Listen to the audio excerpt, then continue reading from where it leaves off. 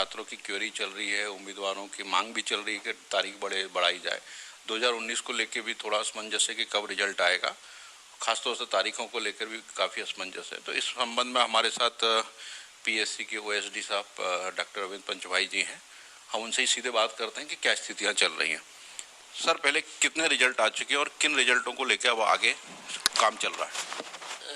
हमारे पास लगभग हमने सभी परीक्षा परिणाम जारी कर दिए हैं। अभी हमारे पास पेंडेंसी केवल एक दंत शल्य विशेषज्ञ का परिणाम है जो बचा हुआ है, वो भी हम यथाशीघ्र घोषित कर देंगे। फिर हमारे पास रिजल्ट से रिलेटेड कोई भी पेंडेंसी नहीं है। एक सेट के रिजल्ट बाकी है आपके? हाँ, सेट के जो प्रथम चरण की परीक्षा जो 28 जनवरी को होनी है, उसके सभी परीक्षा परिणाम हमने जारी कर दिए और उसके लिए आवेदन की लिंक भी खोल दी है, ताकि जो भी अभ्यर्थी उत्तीर्ण हुए हैं, अन्य कोई अभ्यर्थी इसको अप्लाई करना चाहते हैं उन जो 10 विषयों के लिए, तो वो कर सकते हैं। अब उसमें कोई समस्या नहीं है। 2019 को लेकर क्या स्थिति बन रही है? 2019 अब कोर्ट में है, माननीय उच्चतम न्यायालय और उच्च न्यायालय में हमने अपील भी की है, तो अब उसमें जो भी निर्णय होगा उसके आधार पर हम आगे बढ़ेंगे।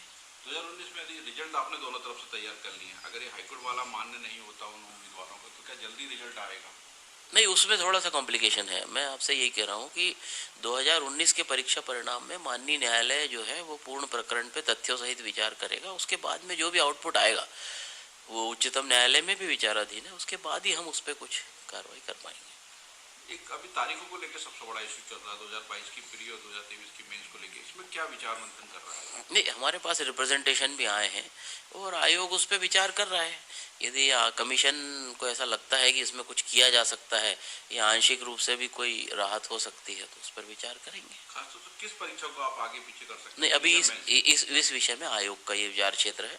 आयोग जो भी विचार उस पर करेगा उसके अनुसार जानकारी आपको वेबसाइट पर सभी बच्चों को मिल जाएगी। बहुत जल्द, बहुत जल्द, बहुत जल्द। 2022 और 20 की आप नियुक्ति कर चुके हैं, आदेश कर चुके हैं, तो उसका क्या हो रहा है? 2020 की अनुशंसा हमने शासन को भेज दी है। अब वो नियुक्ति का जो है वो विभिन्न विभाग जो शासन के हैं वो 2020 का नियुक्तियों की कार्रवाई अपने स्तर पे करेंगे। बाकी 2020 का अब हमारे पास कुछ भी शेष नहीं है। 21 का परीक्षा परिणाम मुख्य का हम घोषित कर चुके हैं। 22 की परीक्षा जैसे आयोजित होती है उसके बाद उसका मूल्यांकन और फिर परीक्षा परिणाम मुख्य का घोषित हम करेंगे, और बाकी तो सब उम्मीदवारों की मांग है 2020 में जो फेल हुए उनकी कॉपी कभी दिखाई जाए तो क्या स्थिति बन? नहीं, ये पार्शियल वर्क है। ये एक्चुअली अभी किसी भी परीक्षा के परिणाम 19, 20, 21 के परीक्षा परिणाम जो है वो अभी पार्शियल घोषित हुए हैं। 13% या जो प्रावधिक भाग है उसका अभी परिणाम घोषित नहीं हुआ है, इसीलिए अभी वर्तमान में कापियां दिखाया जाना बिल्कुल उचित नहीं है। आयोग जब पूर्ण सभी परीक्षा परिणाम घोषित हो जाएंगे तब हम सभी को जो भी नियमानुसार कापियां दिखाने का कार्यक्रम है वो किया जा सके। 13% वालों का भी कोई बताने की स्थिति कि उनको फेल हुए, पास हुए, कौन? वो तो माननीय न्यायालय के निर्णय के आधार पर कौन सा ग्रुप के किसके पक्ष में वो निर्णय होता है उसके अनुसार वो होगा।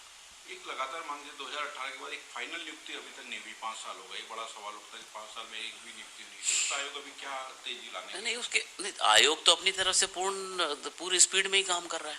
आयोग ने तो कहीं कुछ रोका नहीं है, और माननीय न्यायालय के निर्देश और शासन ने जो भी एक नया बीच का मार्ग निकाला था 87-13%, उसके आधार पर हम अपना काम कर रहे हैं और शासन का अनुशंसा दे रहे हैं। और विभिन्न राज्य सेवा परीक्षाओं के अतिरिक्त लगभग हमने सभी के मुख्य भाग के परीक्षा परिणाम हमने शासन को अनुशंसित कर दिया नियुक्ति के लिए। प्री का भी जो रिजल्ट आया उसमें देखा कट ऑफ बहुत हाई जा रहा है। बाकी कई पीएससी जो होते हैं अदर स्टेट उसमें नेगेटिव मार्किंग होती है प्री में, तो उनका काफी नीचे आता है।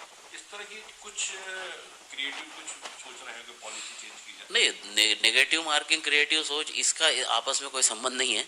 ये एक पॉलिसी है कि हमें नेगेटिव मार्किंग रखना है या नहीं है। अभी इस विषय पे अभी तक यहाँ प्रस्ताव पे विचार नहीं हुआ है नेगेटिव मार्किंग की, लेकिन अभी जो प्रक्रिया है वो नेगेटिव मार्किंग नहीं करने की है, उसके अनुसार अभी कार्य चल रहा है। नहीं, आगे भविष्य में क्या होता है इस विषय पे तो विचार अभी बताया नहीं जा सकता, लेकिन यह है कि अभी फिलहाल जो वस्तु स्थिति है, तथ्य है, वो ये है कि अभी हम नेगेटिव मार्किंग की तरफ नहीं है। सिलेबस को लेकर बात उठती है कि साइंस का पेपर काफी टफ लगता है, उस पर आयोग विचार कर रहा है कि सिलेबस किस प्रकार से और अच्छा और मतलब फ्रेंडली बनाया जा सके। और फिर कॉम्पिटिटिव एग्जाम है, तो प्रतियोगी परीक्षाओं में तो मतलब टफ और इजी की कोई बात नहीं होनी चाहिए, क्योंकि कंपटीशन में जो अच्छा करेंगे वो ऊपर आएंगे। प्राप्तांकों का प्रतिशत चाहे ज़्यादा हो या कम हो, जो बेहतरीन विद्यार्थी हैं वो ऊपर चयनित होते ही हैं। परीक्षा शेड्यूल को लेकर फिर एक बार बात करेंगे। तो जो नेशनल कैलेंडर होता है, दूसरी चीज़ें सब आप देख के बनाते होंगे, कि ये पास में परीक्षाओं को लेकर आपको लग रहा है कि कुछ शेड्यूल में और ध्यान रखने की जरूरत है? नहीं, हम देखिए, पूरे राज्यों में, पूरे देश में ही परीक्षाओं का आयोजन होता है, और इसीलिए उस विषय पे हम अभी कुछ कहें कि साहब क्या है, लेकिन ये है कि जितना भी हमारा काम हमारे स्तर का है, हम हमारे स्तर पे ये प्रयास करते हैं कि अंतर बना रहे। लेकिन ये अब चूंकि हमको अपना शेड्यूल समय पे लाना है, क्योंकि हम 24 का भी विज्ञापन जारी करके 24 का परिणाम 24 में ही घोषित करना चाहते हैं अंतिम, तो इसीलिए ये प्रयास तो थोड़ा सा तो कॉम्पैक्ट होगा शेड्यूल। एक बड़ी बात है उसमें देखा गया कि सहायक कुल सचिव का इंटरव्यू 16 तारीख को है, 15-16 दिसंबर को है, और 17 को आपकी प्री है। अब लोगों का ये कहना है जैसे कोई ग्वालियर से आया है इंटरव्यू देने, तो वापस प्री देने कैसे जा पाएगा? उस विषय पे भी आयोग विचार कर रहा है। हमने आपसे यही कहा, आपने जो अभी ये तारीखों के बारे में बात की है, आयोग के पास आवेदन आए हैं, आयोग उस विषय पे विचार करके बहुत जल्दी